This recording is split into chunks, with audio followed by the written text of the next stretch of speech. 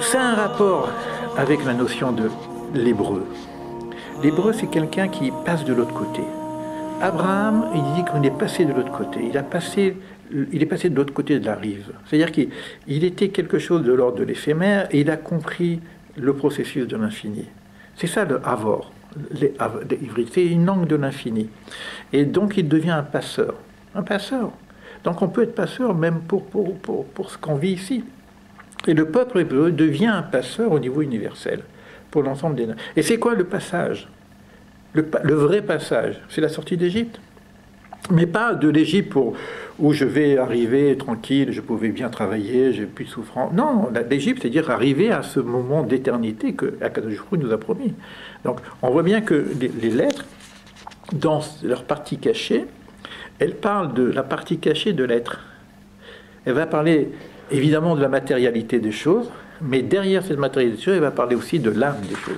Donc à travers les lettres, on a une capacité, et là c'est extrêmement important ce que je dis maintenant, c'est l'union mystique. Qu'est-ce qu'on veut quand on prie? On veut se guérir, ok. On veut avoir une meilleure parnassa, ok. On veut être tranquille, ok. Mais on veut quoi au fond? On veut retrouver notre nature, ok. On avait vu le premier exil, quand j'ai raconté l'histoire, c'est quoi? C'est l'éloignement d'Akadosh Baruch Hu. On s'est éloigné. La création, c'est une coupure, c'est une séparation. Eh bien, on veut se rapprocher. Eh bien, le texte ici nous dit, c'est pas moi qui le dis, c'est un grand livre de Kabbalah qui s'appelle Dvekut, l'union, la proximité. Et la doctrine kabbalistique vient nous dire que l'union peut se faire avec les lettres hébraïques. Rien que les lettres. On passe par le système de méditation. Donc la méditation, c'est pas la prière. La prière, c'est une avoda. Hier, j'ai parlé de la communication, parler avec Dieu. Donc on avait la avoda, c'est-à-dire la tefila, qui est un rituel ordonné et organisé selon un principe de réparation universelle, mais qui me concerne indirectement, mais plus d'une façon globale, puisque c'est toujours pluriel. Il y a la communication, ce qu'on appelle ibdodedut, c'est de parler avec Dieu, à parole, et il y a cette chose extrêmement puissante qu'on appelle la méditation sur les lettres. On a des livres là-dessus. Rav Kaplan a ressorti des livres sur la méditation, qui sont même en français. Il y a un livre qui s'appelle le livre du nom, c'est Sefer Hashem. On a des livres qui viennent raconter la relation de l'homme avec Dieu à travers les noms. Même notre nom, c'est aussi une relation, mais à travers les lettres. Il y a le rabbi Aboulafia, qui est très connu, qui a écrit un livre sur les tsérouf, ce qu'on appelle les combinaisons des lettres. C'est-à-dire qu'un mot, je peux l'inverser. On verra tout demain avec le Aleph. Le Aleph, quand je l'inverse, ça fait fêlé, magnifique, transcendantal. Donc il y a plusieurs possibilités de lecture qui sont plusieurs façons de travailler sur les lettres hébraïques.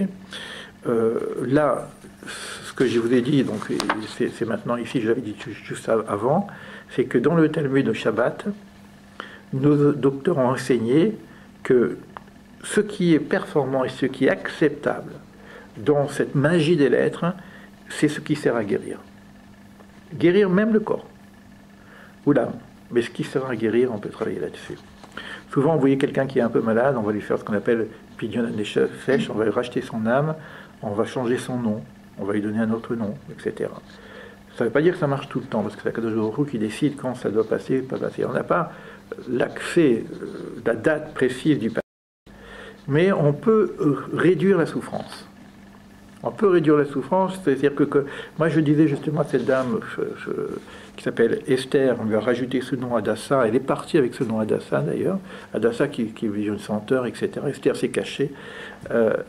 Donc dans nos échanges ensemble, j'ai dit qu'on ne meurt pas de la maladie, on ne meurt pas du cancer, on meurt de la mort. Mais la mort, elle choisit son chemin. Elle peut choisir un autobus qui passe, elle peut choisir une maladie, elle choisit son chemin. Donc la mort, elle est déterminée quelque part. On ne peut pas trop changer ce processus. Mais la maladie, je peux l'enlever. Non pas parce que je vais guérir de la mort, mais parce que je vais guérir de la souffrance. Parce que je n'ai pas besoin parfois de vivre autant de souffrance. Donc là, on va se servir de ces choses-là. Donc on a l'impression qu'on va rallonger la vie. Je ne sais pas si on rallongerait la vie. Donc c'est la souffrance qui crée la maladie. La souffrance crée la maladie crée la souffrance. Mais c'est pas la maladie qui va faire que je meurs. Je meurs parce que je dois mourir. Mais ça va passer par un phénomène extérieur. La maladie, elle apporte quelque chose de plus que quelqu'un qui se fait écraser sans le savoir. Le gars, il ne sait pas qu'il a disparu. Donc, tandis que la maladie, elle vient te dire, attention, tu n'es pas éternel. Donc elle va te permettre de travailler sur toi pour préparer ton passage. Alors quelqu'un qui pense qu'il est éternel, il va. Donc, mais voilà, donc on peut travailler sur ces choses-là. Parce que la lettre a une énergie. La lettre a une énergie. La lettre a une force par elle-même. Vous allez voir ce qu'on va faire avec le Aleph. La puissance du Aleph, en plus elle est silencieuse. Hein. La lettre a une énergie particulière. D'accord ? Le nom de Dieu, c'est une énergie.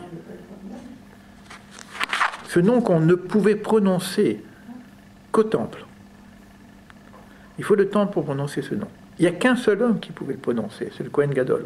Il n'y a qu'une période, un jour, où il pouvait le prononcer. Et dans ce jour, c'est une période. Qu'à un seul endroit. Donc il fallait le temple. Et dans le temple, il fallait être au Saint des Saints. Il fallait que ce soit le Kohen Gadol qui puisse venir. Et il fallait que ce soit à Kippour. Et ce jour-là, uniquement ce jour-là, le nom était prononcé. Et ce nom-là, il était prononcé pourquoi ? Pour faire le Tikkun Olam. Réparation universelle. Donc on a un nom qui on n'a plus cette qualité aujourd'hui, cette connaissance. Mais sachez qu'aujourd'hui, il y a quand même des yeshivot, qu'on appelle les yeshivot des Kohanim, qui travaillent sur ça et qui savent qu'il faut préparer le Kohen Gadol, que le jour où le temps sera là, il aura prononcé ce nom. Donc il y a en secret quelques grands Kohen qui savent à peu près qu'est-ce qu'ils devraient dire au moment où ils devraient passer.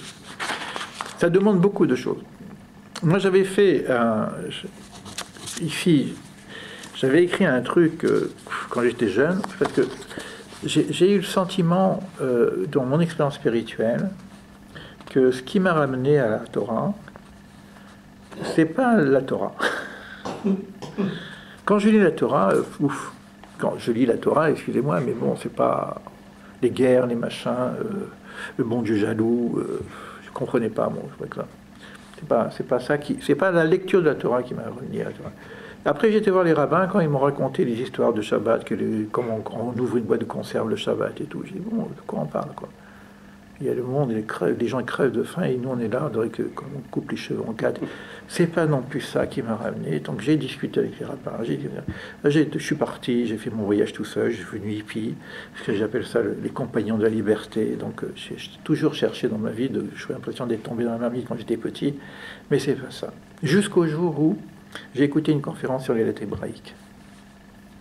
Et là, c'était d'ailleurs une non-juive, c'était Annick de Souzenel, qui a écrit un livre sur les lettres de vie. Et moi, comme je m'organisais, j'aime bien parler de spiritualité, j'avais fait moi-même, j'étais l'organisateur d'une conférence sur l'ésotérisme biblique, et puis j'ai fait venir cette dame, plus un autre qui s'appelle Grade à l'époque. Et quand je regardais, j'ai dit, mais attends, il y a quelque chose derrière. Et je suis juif. Et je ne comprends rien. C'est-à-dire que... Et là, j'ai compris qu'il n'y avait pas dans la littéralité, dans l'approfondissement des choses, dans l'atome, dans la molécule, dans l'électron de ça, il y avait quelque chose à découvrir. Je suis sorti de là, je me suis acheté un dictionnaire hébreu, et pendant 2 nuits, je n'ai fait que travailler sur l'hébreu, sans connaître l'hébreu. Je suis rentré là-dedans, comme si j'étais devenu zombie, quoi. Et c'est les lettres hébraïques qui m'ont amené ça. Et là, je l'ai marqué ici, vous voyez, c'est vieux, hein, c'est taché, tout ça. Et je l'ai retrouvé, Mayanot 1981. Ça fait un moment quand même. Hein.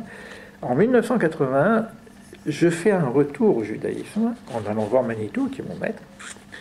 Et là, qu'est-ce qui se passe avec Manitou ? Évidemment, j'apprends l'historiosophie, j'apprends l'histoire du peuple juif, et j'apprends mon histoire. Donc, quelque part, je me reconnais dans cette histoire. Je reconnais la dimension universelle en même temps, parce que moi, il n'était pas question pour moi de me singulariser. Moi, je travaillais que dans l'universel. Mais là, j'ai vu que dans le judaïsme, il y avait cet universel. d'accord? Et on organisait des fêtes, et je me suis retrouvé, comme j'étais un peu plus âgé du groupe, à être un petit peu le metteur en scène d'un spectacle qu'on devait faire.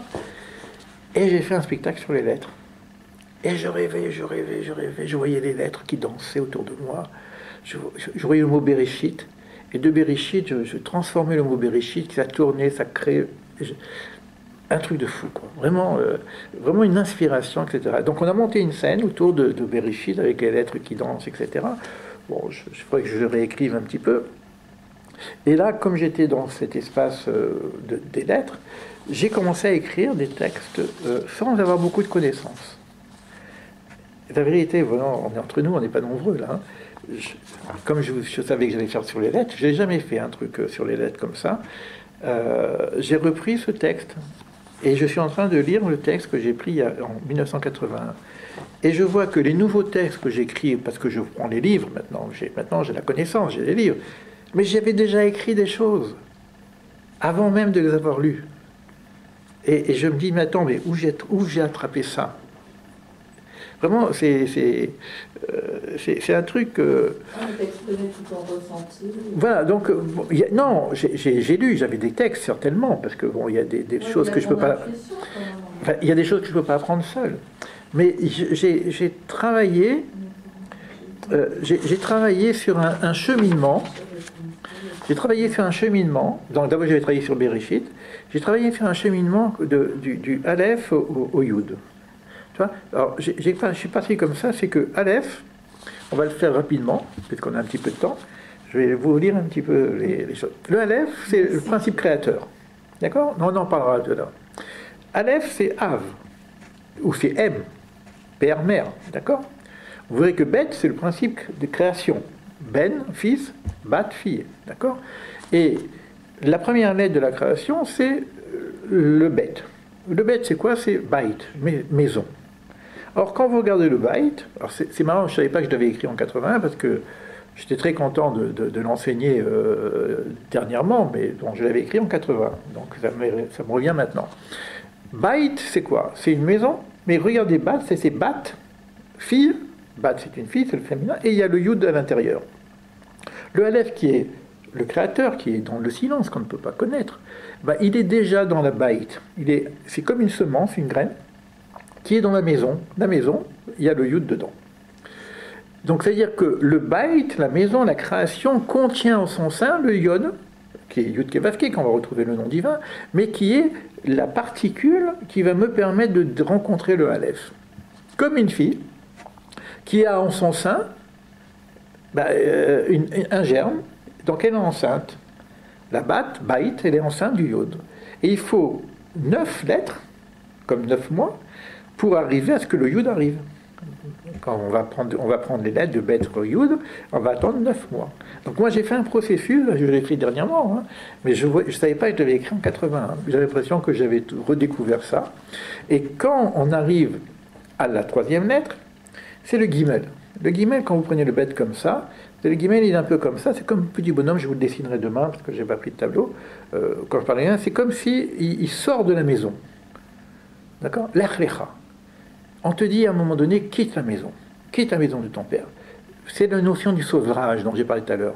Celui qui est sevré, il va grandir. Celui qui reste enfermé dans la maison, il ne peut pas grandir. Donc il va y avoir le mouvement. Le Gimel, c'est le mouvement. D'ailleurs, au-dessus, c'est le Lamed, c'est l'enseignement. Au-dessus, c'est le Shin, c'est le feu. Donc on va bouger. On ne va pas rester dans une zone de confort. Il faut sortir de la maison. Et c'est quoi le Gimel? Le Gimel, c'est un chameau.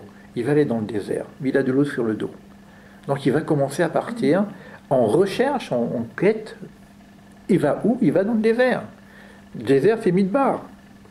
Et là-bas, il va se confronter avec le Dalet. Le Dalet, c'est d'une part le pauvre. Donc le Gimel, c'est Gmilut Rasadim, c'est-à-dire que le Gimel doit donner aux pauvres. Et pour passer la porte, parce que le Dalet, c'est une porte. Pour passer la porte, il faut être comme un pauvre. Il faut arriver à cette humilité. Et le Dalet, vous avez déjà le Lamed, hein, et le Tav, c'est déjà aussi une notion d'étudier pour passer cette porte. Donc on arrive au Dalet, qui est la porte. Mais la porte qui nous amène où? Roé. Or, le hé, c'est quoi? C'est le souffle divin.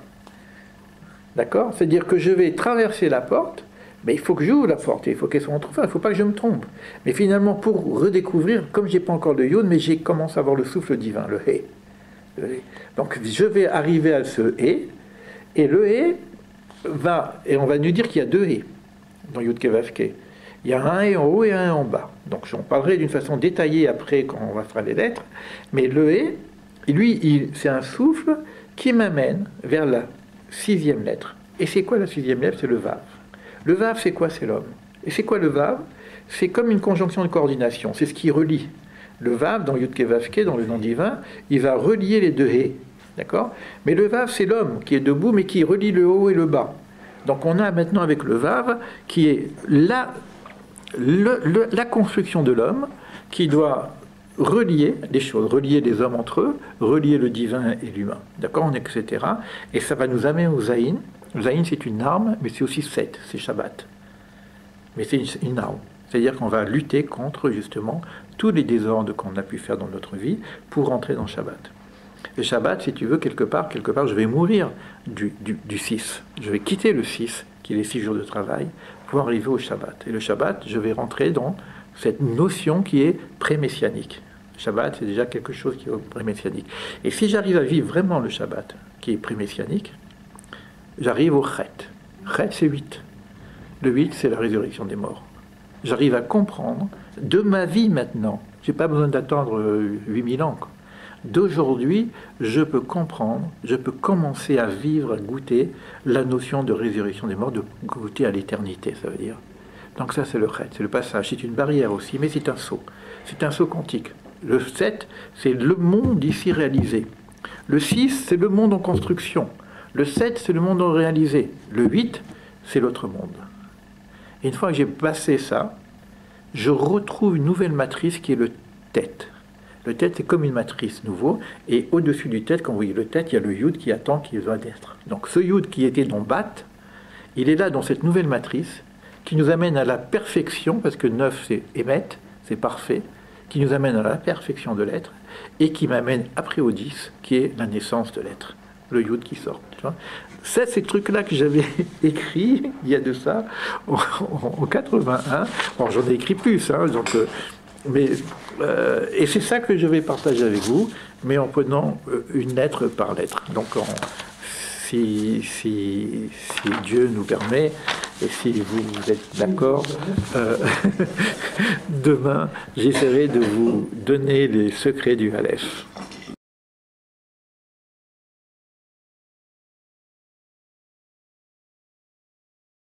Non, aujourd'hui, en tout cas, j'ai la conviction, mais c'est personnel, qu'on est maintenant dans cette époque où on peut commencer de parler de l'amour. Vraiment, vraiment. Et l'amour universel, c'est-à-dire vraiment l'amour universel. C'est-à-dire que nous avons quelque chose à transmettre aux nations, c'est justement cette notion d'amour universel. On est au début du Gog et Magog maintenant. On est au début.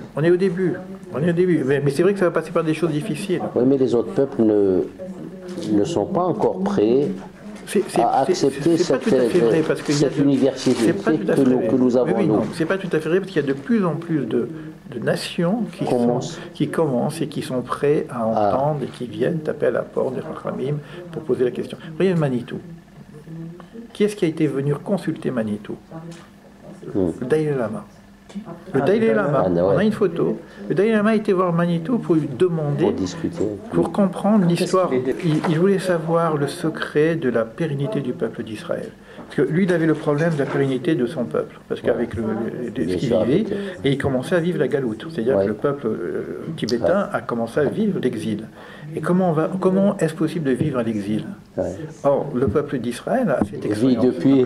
Donc, a été consulté Manitou pour savoir comment est-ce possible de vivre à l'exil. Et d'ailleurs, il a certainement eu des réponses, parce que les Tibétains, ils sont toujours là, quoi. Oui, ils sont toujours là. Oui. Malgré.